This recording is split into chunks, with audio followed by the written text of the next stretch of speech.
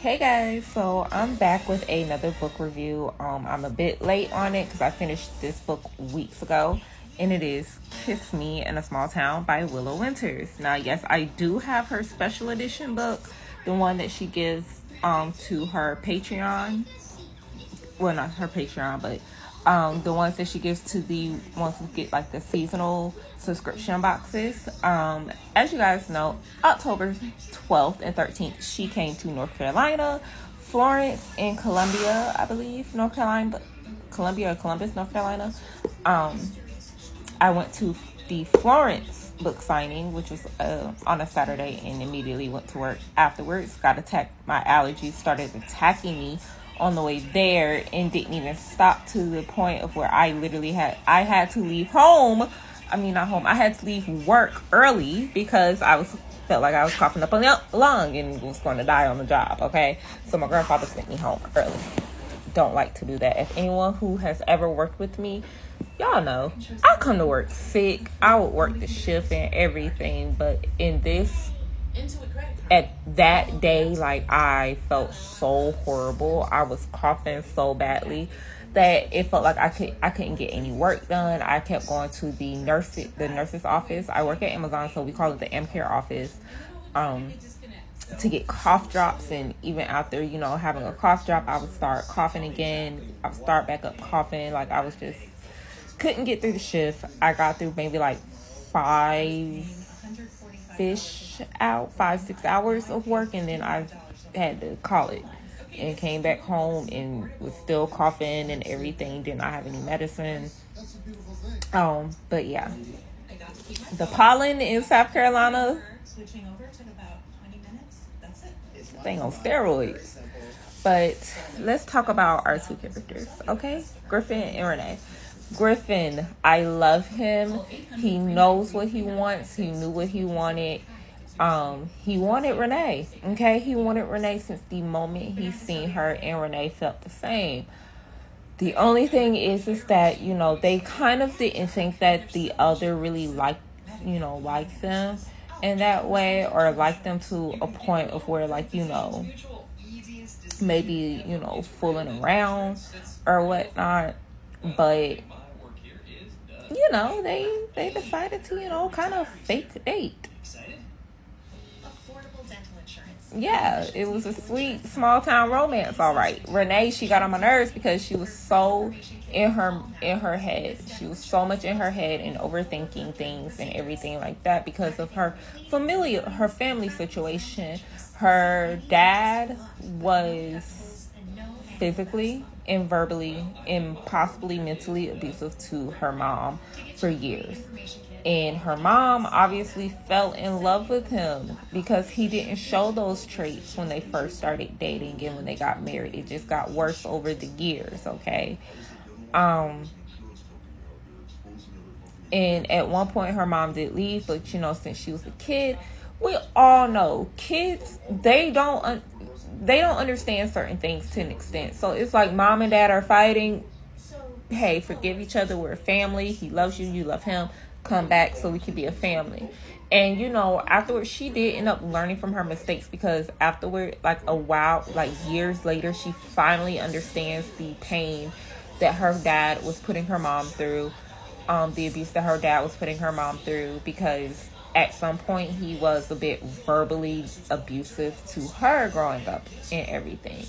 And so, she felt bad that she caused her mom to go back into the situation when her mom left the first time. And then it's kind of like afterwards, her mom kind of just got it in her head, like, I'm going to go away for a few days and then come back when everything calms down, because he's coming to beg for me and say everything going to change. I want to keep my marriage. I want to make it work for my daughter, even though my daughter's an adult now and is telling me, hey, you need to leave him. Don't worry about anything else. Leave him.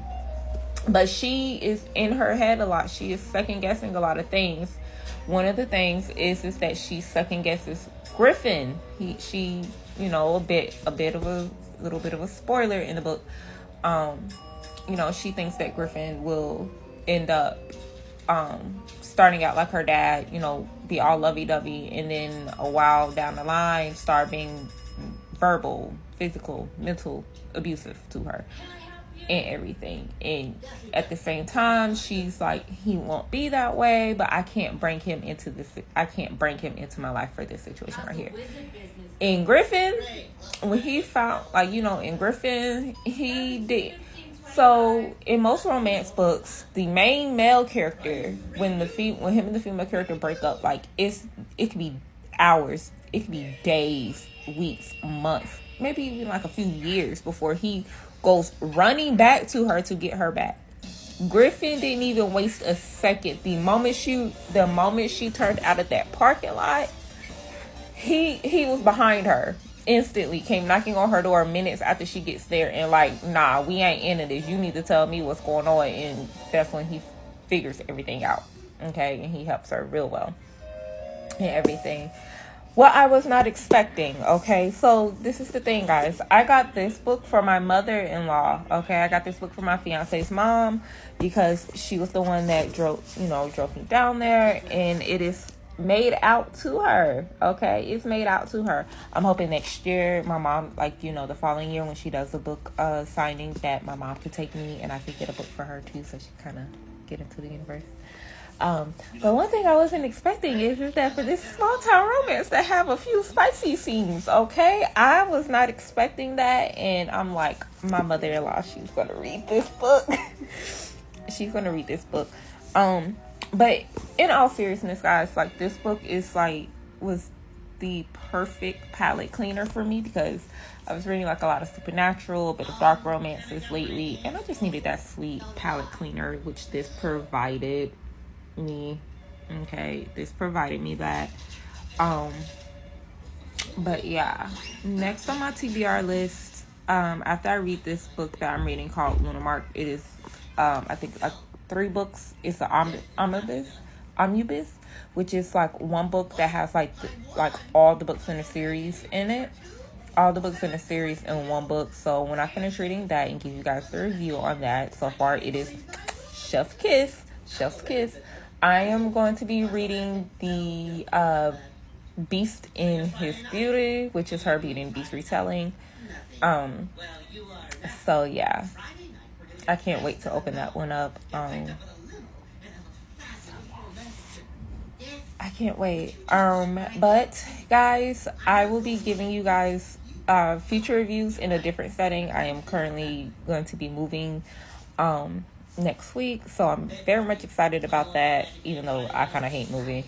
So my goal is not to move, to find like a permanent place after me and my fiance get married, for us to stay in, hopefully for a few years before we end up moving to possibly something bigger, because kids and kids and expanding families and stuff like that. So, and hopefully that place will be our permanent place, because I'm wanting to buy that place, either build or buy it.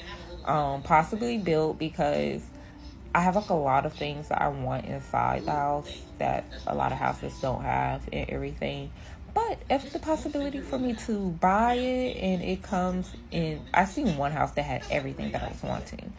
So if the possibility of buying comes into play, I am going to hope and pray that that house is still on the market, and that the owners will be willing to lower the price a bit, lower the price and everything like that. So, but who knows? All right, have a nice one.